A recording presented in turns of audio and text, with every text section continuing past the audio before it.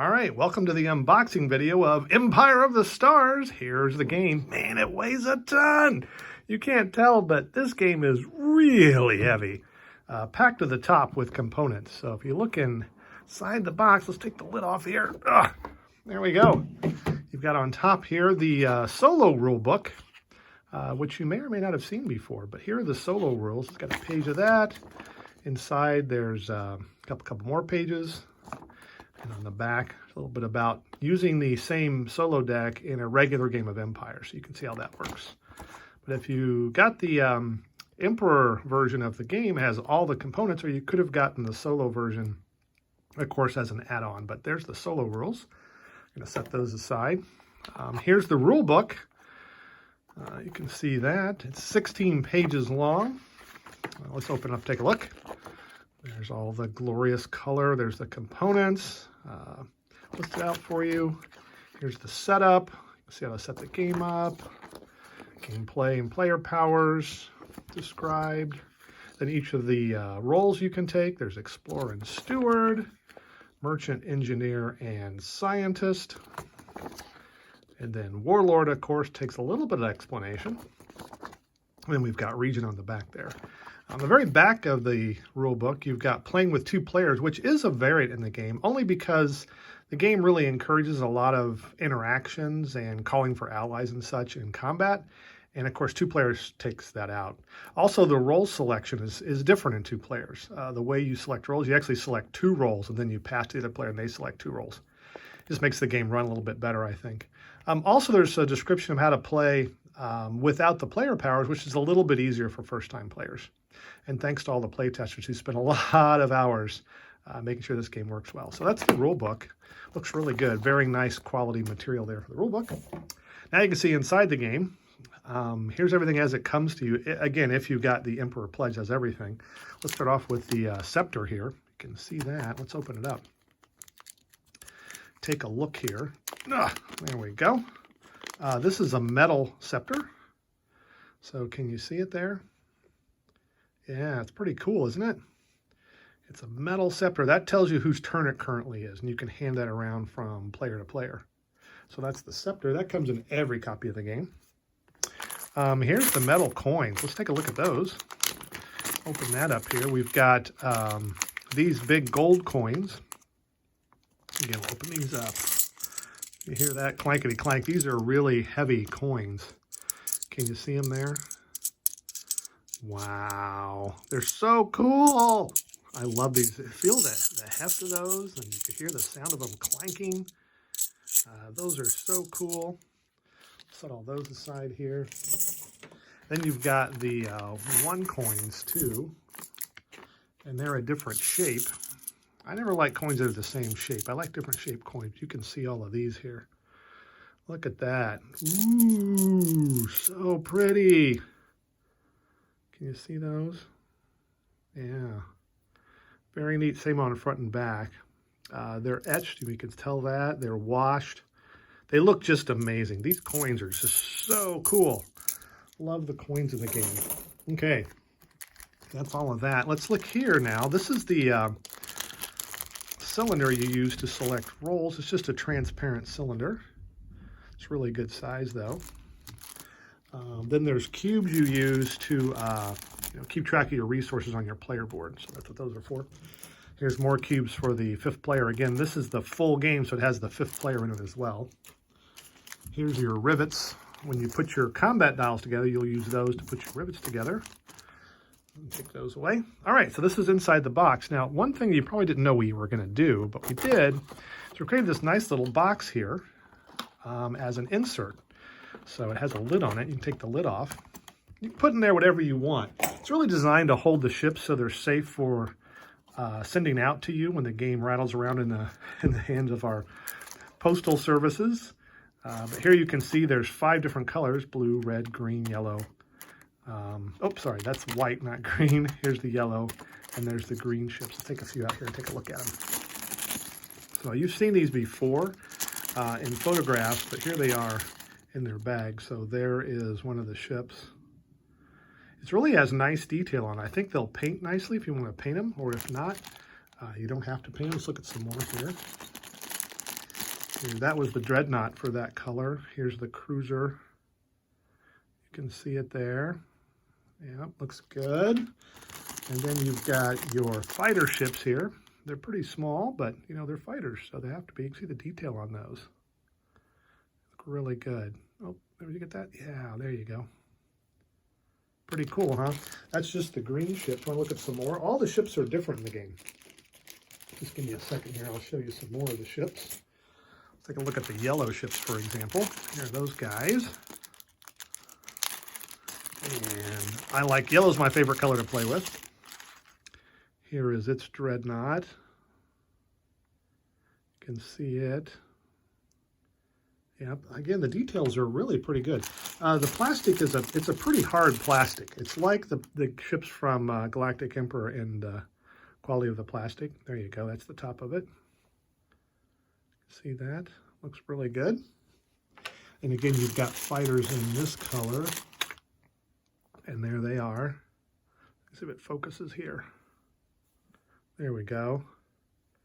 Little fighters there. So those are the yellow ships. Here's the white ships. Open those guys up. And again, you can see here this is the Dreadnought for the white ship. There's where the peg goes in for the stands on the Dreadnoughts. Again, looks pretty cool. Really cool on the game board. They look just spectacular. You're going to love the look of these ships when you're playing with them. There's your fighter in white. And then let's take a look at the cruisers here in white. So you can see them. They're kind of a long ship there. Again, lots of nice detail on there, I think. They look really cool. Very, very cool. Here's the stands for the ships. So I'll show you how these work, right? So you've got your stand. You can put your peg in there like that. And you can put your ship on the stand like that. And there you go. There's your ship on a stand. And then there's stands for all the Dreadnoughts in the game. So just to show you a stand like for the white ships here, similarly, they just fit on the stand. They snap on there really tight. They don't come loose, see? They're really nicely done, very tight. And then you've got them flying around on the game board. And when you bring your Dreadnoughts out, people will know it. Very cool. And again, those pegs just snap right in the holes, so they're not going to come off once you get them in there, or you could pull them out if you want to store them away in the game box. It's up to you. Let's go ahead and look at some more here. Here's the purple color.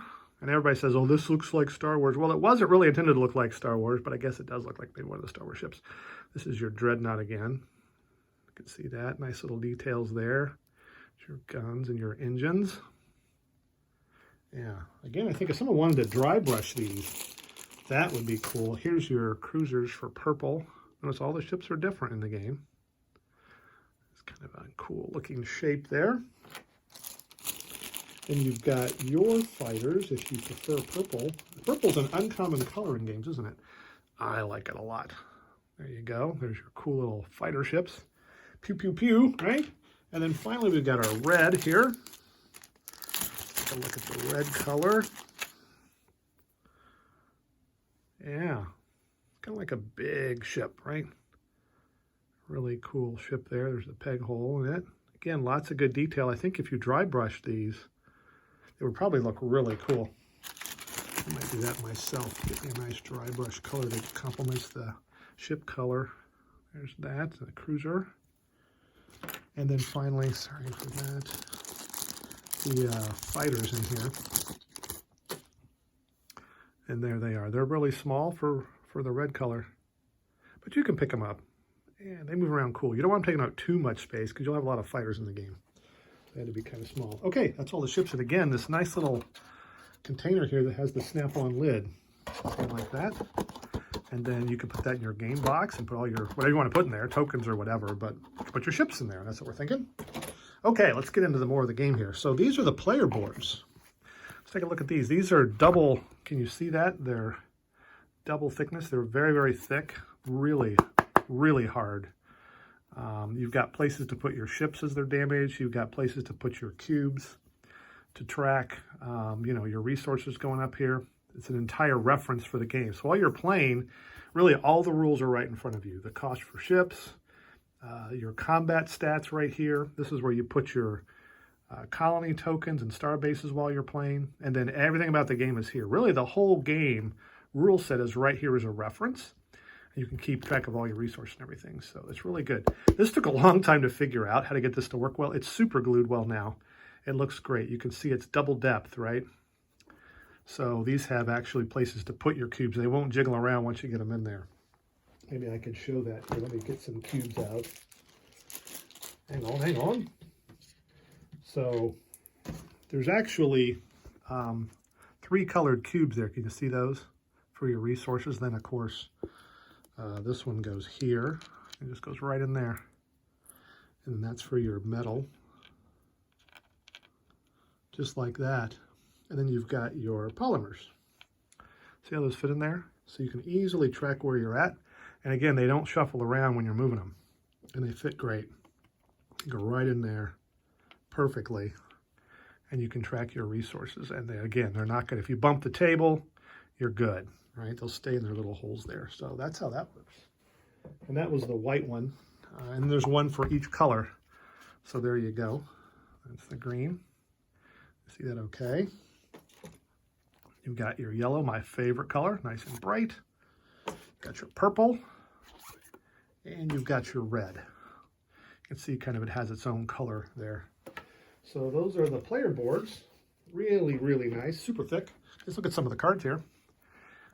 This is the solo deck. Take a look at this here. I'm gonna unwrap it. So I'm taking the wrapping off of the cards here.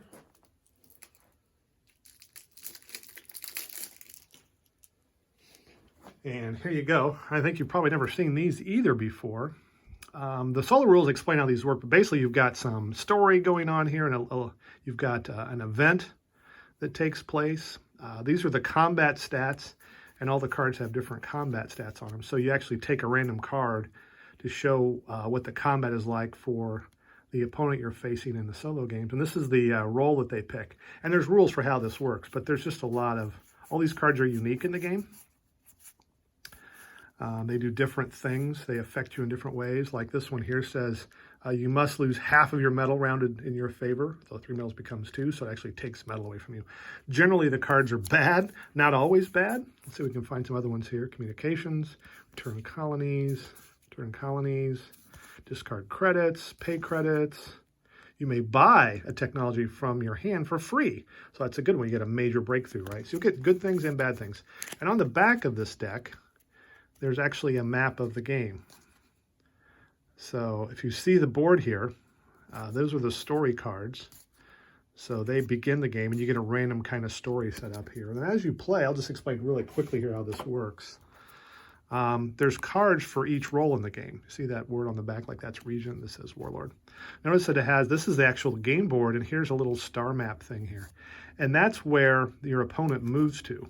And you draw these off the deck too. So they move to random places in the game. So both sides of the cards are used during solo play. You'll see how that works. And again, there's like story setup here. I took those away, but let me show you just some theming, you know, some story elements here to the game. These are all stories, and there's different stories. I'm not going to read them to you right now. You can be surprised by them, but it kind of sets off the game in a direction. Then the other event cards have additional storylines that kind of follow along in the game to give it some flavor. Now, these can be used in the regular game as well, and they just become events. So you'll see some of these cards here again. This one says you, but this one says all. So like this one would affect the player who is currently the emperor. They would be affected. But all means it affects everybody. And you see what the effect is during play. You get around to kind of help to mitigate it, and then it goes off. That's kind of how it works in the regular game. So it's an event you can use in the game, or during solo play, of course, it affects you quite a bit and more dramatically. Okay, that's the solo rules in the solo game. Here's the player powers. Let's take a look at these. I'm going to pull the, let's see if we can get these open here. Yep. It's nice that these are really, they just have that real easy thing to take them off, right? Very easy to unwrap the cards. Take a look here at that. Walk here for a little bit. So here's the player powers. There's just a ton of these in the game. Again, very nice, high-quality cards, linen finished. You can see that they're really nice cards. We took some time with that, too. Each of these are unique. Here's all your player powers. Going through them very, very quickly here, if you've not seen them all before. And the player powers are what you get during the game. You get to use this power during play. This is your starting resources. And it's unique to you. And on the back of these cards, so when you surge, they all have super-powered versions of themselves. And generally, they let you score in a particular way. Not always, but most of these, like here, Rage says, you know, you can deploy all your dreadnoughts for free. This one, the Profiteer says, before Merchant, you gain some money, and after Merchant, you can flip your far space locations over and actually, you know, turn them into points, basically. Pacifist, you know, is encouraging you not to, if you don't start a battle, you actually score points. Pretty easy to do, you would think, but, you know, we'll see if that's actually good during the game. Mimic lets you actually trade powers with somebody. Meek, Kingmaker, Inverse, etc. These are hilariously fun, I think, and really bring spice to the game. Galactic Emperor, which this game was inspired by, never had player powers, although some of the fans built some. I thought that was such a cool thing. So now I've taken time to develop just a ton of player powers. Every time you play, you're going to get a different one of these, and it makes the game play quite differently. So it's a lot of variety here in this game, and just a ton of player powers. Really fun. Should make you laugh quite a bit as you use them. You'll think they're overpowered at times. But we've tried to balance them out the best that we could during playtests. So we'll see. Hive Mind is so cool. This one lets you inverse how combat works. Kingmaker lets you actually give things to people and help them win, but that helps you too. Just hilarious stuff. I'm so happy with these. Those are the player powers. And we've got that. And then take a look at this, the technology deck. A very thick deck of technologies. Let's unwrap those things here. Take a look at them again. Just take the shrink off of those. You can hear me unwrapping here. And again, every technology is unique. So there's just tons of these. Tons and tons and tons and tons. Probably more technologies than any other 4X game, I suspect, or close to the most you'll ever see in any 4X game. We have 72 different technologies. Every one of them is unique. There's not one duplication here at all. And when you play, you'll get one of these. No one else will get it. You buy them with resources in the game. And of course, there's different styles, if you will. So all of these are what's called science and culture. Like Sovereignty is a science and culture tech. And they cost you polymers to buy. They have polymers on the back, tell you what they are. For example, there's Bribery, Endless Space. Some of these let you score points. Infiltration, Political Ties, etc. Quarantine. Is that a little too on point these days? Maybe so. This lets a scientist choose who gets to be quarantined. I think that's funny. But there you go. Very fun. So all those are cool. Then you've got these other ones here that are actually industrial ones. So they kind of affect the science and culture ones affect certain roles. These affect certain roles like engineer and steward and merchant are affected by all of these. So if you want to play with those, you can gain some efficiencies, you know. You get a fighter at no cost every time you use it. You may deploy your ships to colonies as well as star bases, you know, things like that. Just makes you more efficient. It could be a space pirate, or you can amp up your production. You can get automation going. All these, again, are taken in and played during the game as you buy them.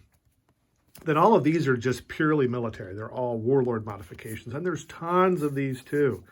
Look at all these different ways to affect people and your opponents. Get heavy cruisers going, a living world.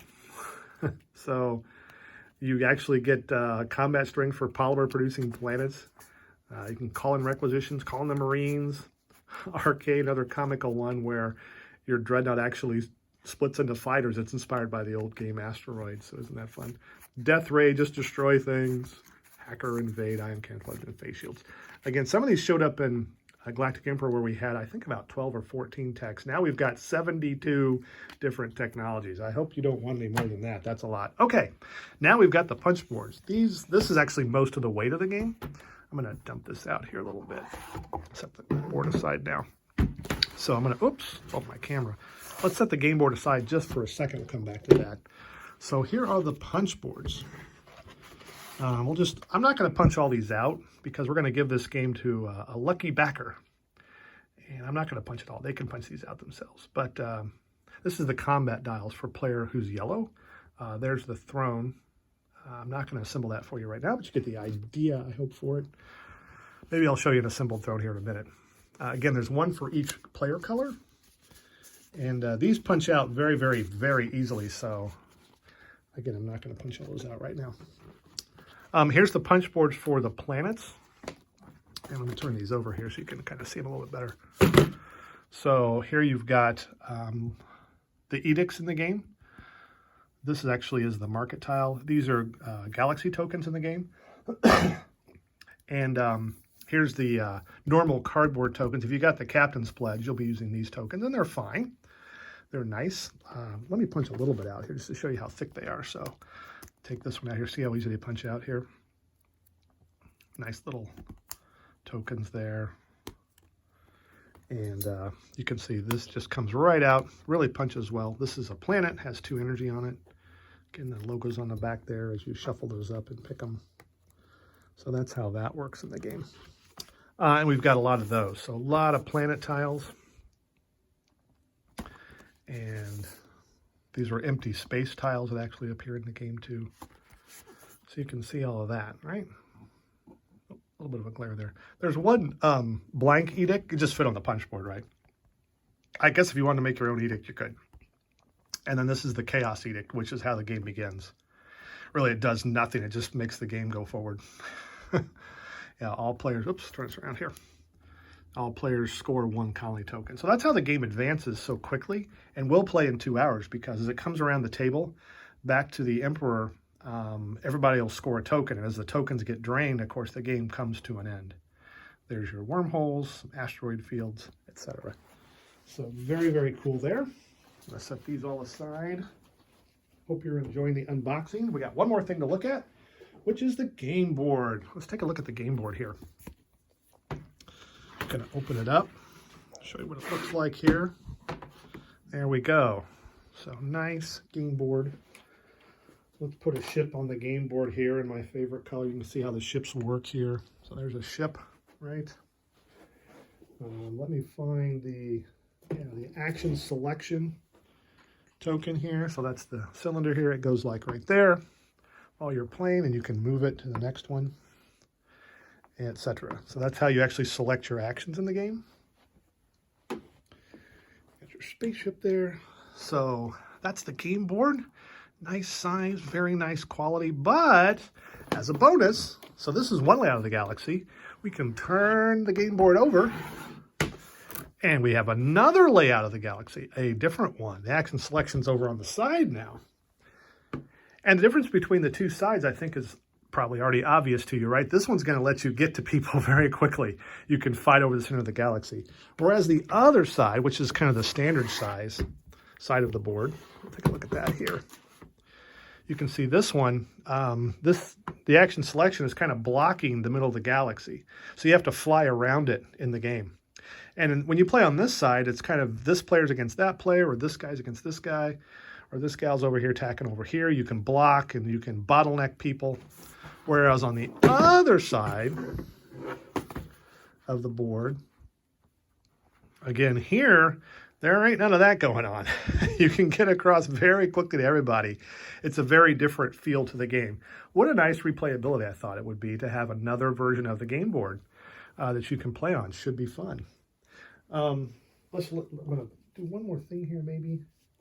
Thought we could just really quickly see these tiles here. I showed you the planet tiles. This is a wormhole again. It just fits over the circle, right? So that's where a planet would be. The reason we made them this particular shape, it's so during play, you can actually see better.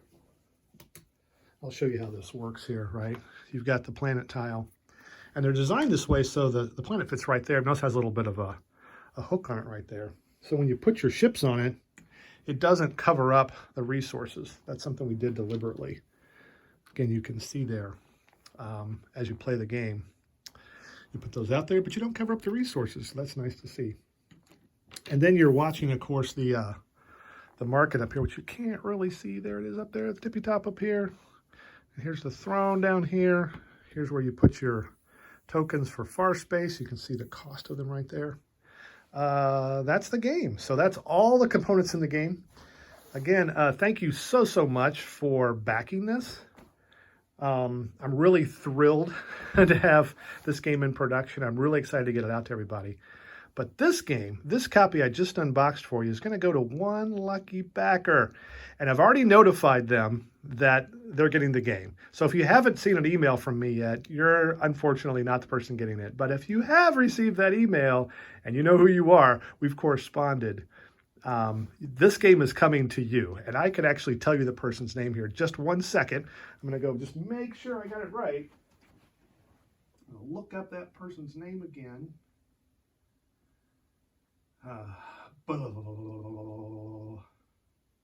Yeah. And that lucky person is Steve Randall in the UK. So Steve, congratulations. You're going to get this copy of Empire of the Stars. I'm going to pack it back up for you very nicely. I'm going to sign the inside of the box so you'll know it's copy number 1 directly from me. Pop it in the mail and in the post, and you should get it probably in about 3 weeks would be my guess. That's about the time it's taking to ship from the US to Europe right now. I actually did that fairly recently, so that's a pretty accurate estimate how long it'll take. Everybody else, right now I'm talking about logistics with Quartermaster. We're having a meeting actually next Friday to get everything settled.